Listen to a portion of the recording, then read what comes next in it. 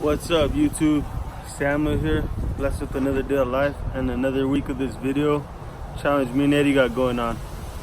And what I'd like to talk about today is our life as a story, and our life as a part of one story as our own, and then the way it relates to the billions of other stories as other people and their stories and their lives, and the whole combination of stories in life. So our life is a story. It has different stages, and it's being written as we live. What we do, our actions, what we go through, all of that determines how our book comes out. And the saddest thing in life is when people don't understand this. And when they watch movies, the same people who don't understand this will watch a movie, read a book, and they'll try to warn the people in the book or movie that something bad is about to happen. They're about to get killed, or they're about to encounter something pretty negative and to run away from it. And yet in their own lives, they're facing that every single day, or they're stuck in a cycle, playing it safe, living life boring as a boring book or a boring story. No risk, no climax in the story, nothing interesting. It's just such a boring story where nothing happens. It's boring, and it's a boring life. And that's a scary thing, because when you start to look at your life as a story, you want to make it interesting. You want to make it something relatable to other books that you've read, something fun, something interesting, something contrary to routine. And when you start to look at it that way, you're like, you want to break these cycles. You want to break these ordinary routines that you do every day, and you look at life as something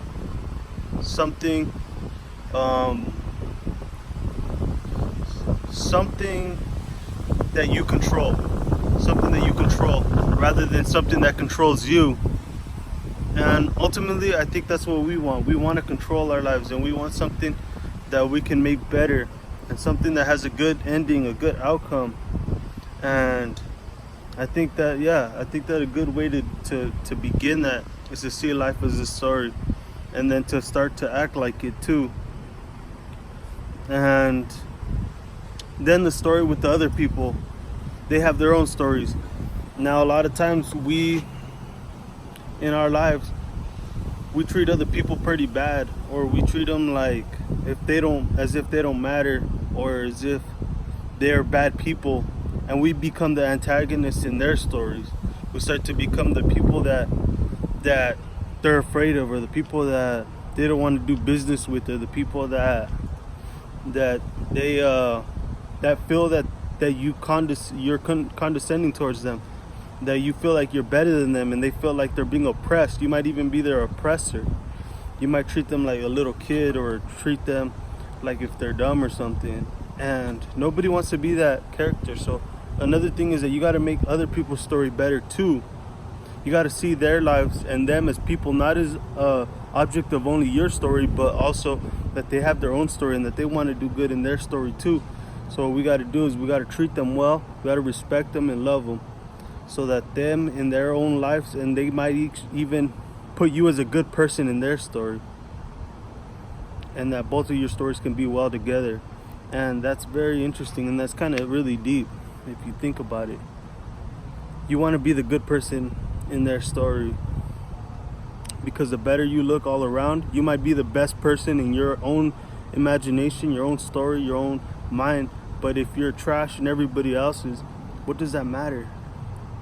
Because everybody's story at the end of the day is getting written. Everybody's story is going to go down in history. It's going to go down, it happened. And the way they remember you is going to be marked. So it's going to be that way. And you don't want to be that way. So say you die before them, or say your kids ask you about them, or your nephews or nieces or grandchildren or something. They ask the other person's grandchildren all around them or whatever. They ask him, who was your grandfather? Who was this person? And they're all like, oh, this guy treated everybody like trash. He was a Scrooge. He was an evil person. He was an oppressor. And he was this and that. And then what? The grandkids have to deal with your mistakes. Or maybe even you don't even have any grandkids because you treated every girl bad or every guy bad. And you never stuck with anybody. Or you have a bunch of divorces, a bunch of bad things on your life's resume, your whole story. And that's no way to live. That's no way to live. So something we gotta work on is making our life adventurous, broken of routines. No routines in your life. Don't be living your life by routine. Live it fresh every day. Routine free. Live it like a story that you are partly in control of. I don't want to say fully in control of, because like I said, you need to treat others right. And then there's a even bigger book being written as well, which I believe is being written by God. And we need to be submissive to God, in line with God's purpose. And then also that we need to be respectful to all people and in peace with all people. So our stories need to be in line with 2 other stories. And yeah, and like I said, also be in control of your story. Don't be oppressed by anybody as well. And that's something very important and very significant, that you don't let yourself become oppressed by anybody and become part of somebody else's story. Let them dictate your life. This happens a lot with parents that want their kids to do something specific with their lives, or your teacher or somebody. Say you're 7 feet tall and you want to be a doctor, and you really love serving people as a doctor, and you feel like you're really good at that and your calling is that. Don't let people tell you you're supposed to be a basketball player because it makes you money. No, if you want to be a doctor and you love being a doctor and you have this burn for being a doctor, be a doctor. Don't be a basketball player. It might make you millions or billions of dollars, but at the end of the day, you don't want to live a whole story behind what somebody else wanted for you. You got to do what you want to do in life and what you feel your purpose is for, because that's where you will excel and grow the most and live your best life, your most qualitative life. Yeah, the highest quality of your life. And that's what you want. That's what you want. So yeah, remember that your life is a story, and at any moment you could do something random. You have a lot of control over it. Like, all right, just a little example right now. I'm gonna grab this golf ball, and in my story in life, this is nothing at all, but what can I do with it? What I do next? It's up to me. I could throw it at the net. I could just drop it, which I will do. Dropped it. I threw it down. I could shoot some hoops right now. I'm in control.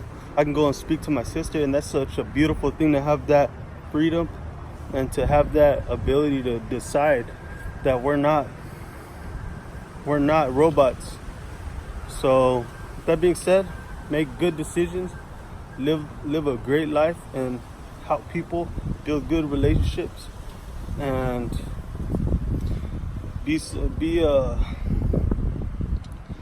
have in mind, be receptive to what God is telling you and what He wants you to live as well.